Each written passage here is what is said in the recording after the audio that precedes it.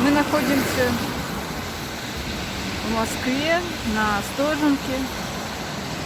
Вот такое красивое здание в неорусском стиле, которое было построено специально для Московского совета детских приютов, ведомства, учреждениями императрицы Марии Федоровны в 1890 году.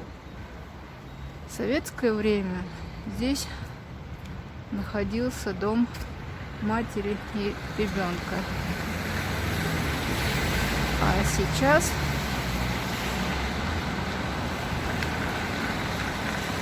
в настоящее время он относится к лингвистическому университету, что находится по соседству.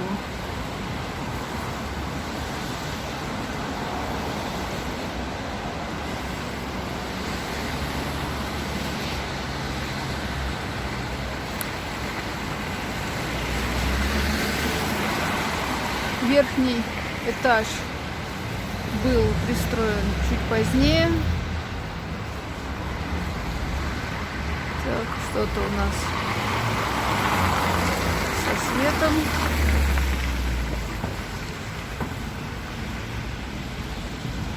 Напротив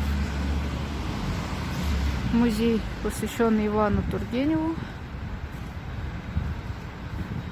А это московская зима 22-23 года.